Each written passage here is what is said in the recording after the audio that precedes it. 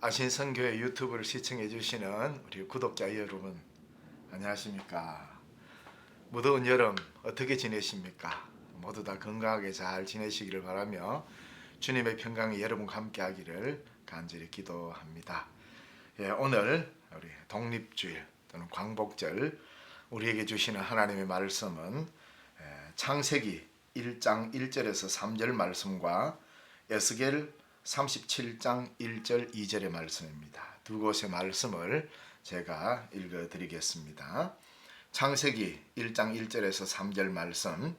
태초에 하나님이 천지를 창조하시니라. 땅이 혼돈하고 공허하며 흑암이 깊음 위에 있고 하나님의 영은 수면 위에 운행하시니라. 하나님이 이르시되 빛이 있으라 하시니 빛이 있었고.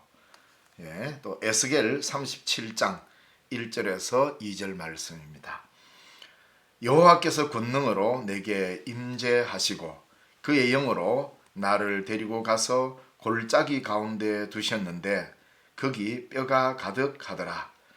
나를 그 뼈 사방으로 지나가게 하시기로 본즉 그 골짜기 지면에 뼈가 심이 많고 아주 말랐더라. 아멘. 이 말씀을 가지고 다시 빛을 보게 하소서라는 제목으로 우리 아신성교 유튜브를 시청해 주시는 구독자 여러분과 함께 말씀의 은혜를 나누고자 합니다.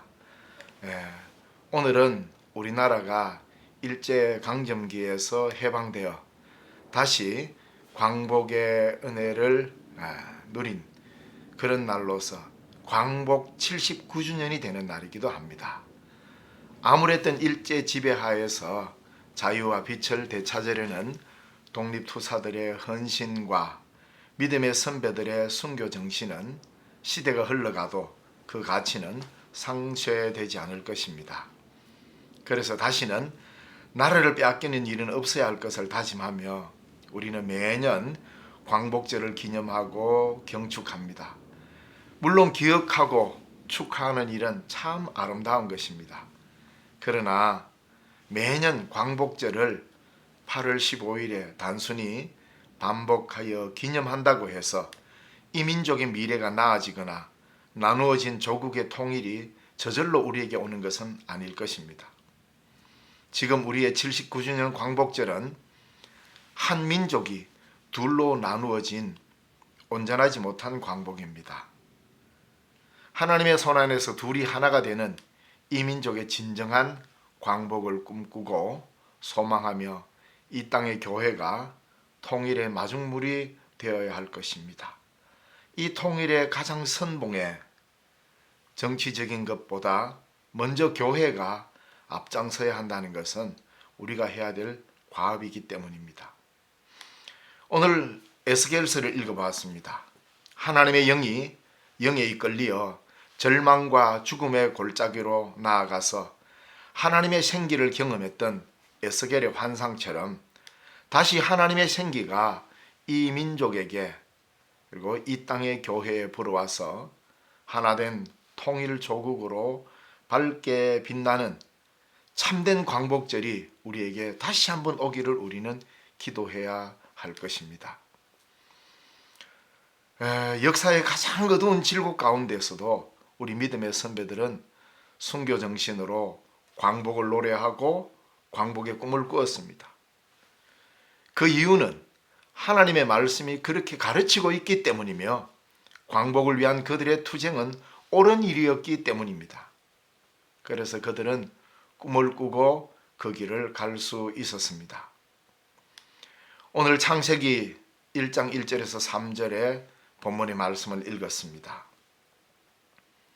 성경을 열면서 우리는 바로 광복의 은혜를 대할 수 있습니다. 성경의 시작이 광복을 이야기하고 있습니다. 성경을 여는 우리 창세기 1장 1절서부터 하나님께서는 우리로 하여금 빛을 보게 만드셨습니다. 태초에 하나님이 천지를 창조하셨다는 이 놀라운 성경을 선언을 성경 첫머리에서 우리는 만납니다. 하나님만이 이 역사의 주인이시오 모든 피조물의 주인으로서 창조주라는 사실을 선포하고 있습니다. 이 놀라운 창조의 은혜는 우리로 하여금 놀라운 꿈을 꾸게 합니다. 그것은 바로 땅이 혼돈하고 공허하며 흑암이 깊음 위에 있는 그 무의미의 한가운데 하나님의 영이 움직이고 있었다는 이 사실입니다. 그래서 성경 본문에서 땅이 혼돈하고 공허하고 흑암이 깊음 위에 있을 때에 아무 일도 일어나지 않고 있는 그 바로 한가운데에 하나님의 영이 움직이고 있었다는 사실입니다. 절대 어둠, 공허, 이 모든 것들은 성령의 운행하심 가운데 그 세력을 잃고 하나님의 말씀으로 빛을 창조합니다. 어둠은 빛을 이기지 못합니다. 공허와 흑암의 깊이가 제 아무리 깊어도 성령의 능력 아래 복종할 뿐입니다. 그러므로 이 세상의 그 어떤 흑암과 그 어떤 공허와 무의미가 우리를 덮쳐도 우리는 절망하지 않을 것이며 낙담하지 않을 것입니다. 왜 그렇습니까? 가장 어두운 절망의 시대 같을지라도 거기에는 여전히 성령님께서 운행하고 계시기 때문입니다. 우리 민족이 경험했던 최근에 가장 암울했던 시기가 아마 일제의 잔혹한 지배의 시기라고 말할 수 있습니다. 이런 일제의 잔혹한 지배가 서슬퍼렇게 엄습해 와도 광복의 꿈을 꿀 수 있었던 것은 바로 성령님의 운행하심이 이 민족과 함께하고 있었기 때문입니다. 이 민족이 공허와 혼돈과 흑암 가운데 절망하고 있을 그 가운데서도 하나님의 성령이 이 민족과 함께했고 이 민족과 함께 운행하고 있었기 때문에 그 일제의 잔혹한 서슬퍼런 그 어려움 속에서도 우리의 독립운동가들은 이 민족의 광복을 꿈꿀 수 있었습니다. 이 역사를 올바르게 이끌어 가시는 역사의 주인은 하나님의 영이요 성령의 운행하심이기 때문입니다. 어둠과 절망과 공허의 무의미가 성령의 운행하심으로 말미암아 빛으로 정복된 것입니다. 이것이 광복입니다. 이것이 우리에게 온 광복절의 의미인 것입니다. 하나님의 그 놀라운 빛의 은혜를 무화시키려는 혼돈과 공허와 어둠의 세력이 언제나 무섭게 엄습해 와도 바로 그곳에는 언제나 하나님의 영인 성령도 동시에 운행하시는 자리임을 성경은 분명히 말씀하고 있습니다. 그리하여 많은 애언자들은 이 믿음에 기초하여 절망 속에서 희망을 선포할 수 있었던 것입니다.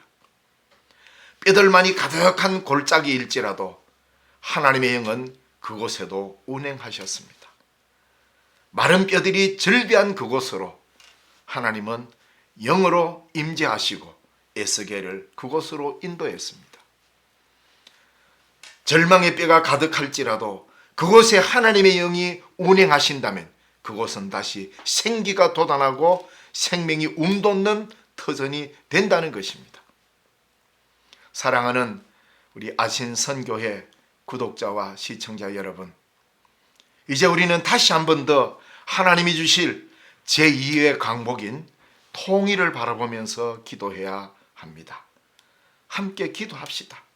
이 민족의 통일을 무의미하게 보리는 많은 시도와 세력은 공허와 혼돈과 흑암의 세력일 뿐입니다. 우리는 그 모든 무의미에 운행하시는 성령님을 따라 저항해야 하며 이 민족에게 진정한 빛을 주시는 하나님께 은혜를 구해야 합니다. 성령님께서는 지금도 공허와 어둠과 혼돈을 가로지르며 우리 가운데 운행하고 계십니다. 그래서 우리는 그 성령님을 의지하여 이렇게 기도해야 할 것입니다. 하나님 아버지, 이 민족을 구워보사 통일의 빛을 허락하옵소서. 이것이 광복절을 맞이하는 우리 한국교회, 오늘 저와 여러분의 기도 제목이 될 때 비로소 우리는 이 광복절을 의미 있는 절기로 보내게 될 것입니다. 이 유튜브를 시청하시는 아신성교회 여러분, 이제 우리는 이 민족의 통일을 위해서 기도해야 할 때입니다. 진정한 제2의 광복을 바라보며 하나님의 말씀이 우리에게 말씀하고 있듯이 공허와 혼돈과 흑암이 제 아무리 깊어도 언제나 성령님은 운행하고 계신다는 사실을 굳게 믿으며 이 길로 함께 달려가 봅시다. 감사합니다.